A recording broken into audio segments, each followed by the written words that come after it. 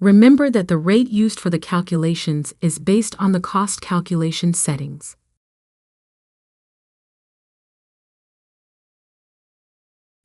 Now let's take a look at the work cost breakdown table.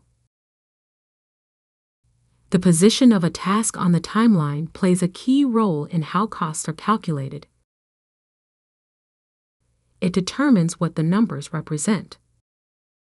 On the right, you'll always see the original estimate expressed in hours. For planned work, meaning tasks in the future, there is no actual cost yet. The remaining cost and the total cost are the same. They show a predicted amount.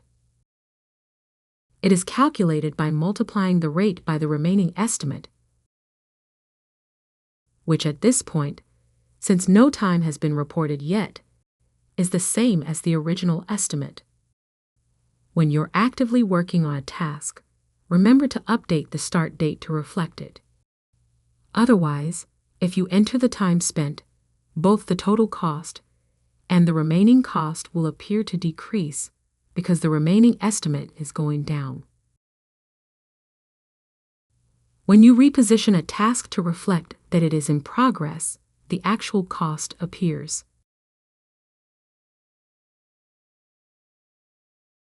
It is based on the reported time.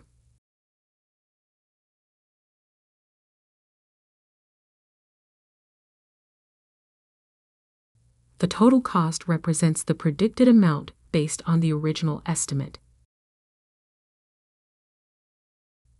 The remaining cost is calculated by subtracting the actual cost from the total cost prediction.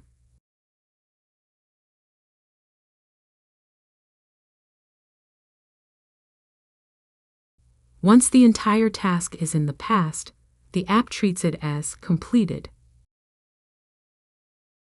The remaining cost disappears.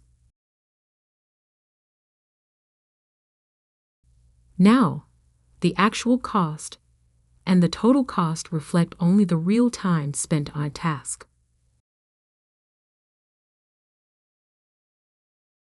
The actual cost doesn't have to match the predicted total cost. If the reported time is greater or lower than the original estimate, the actual cost is adjusted accordingly. The summary section provides an aggregate view of actual cost and remaining cost for all tasks in a given period. Remember, a task's status doesn't impact calculations.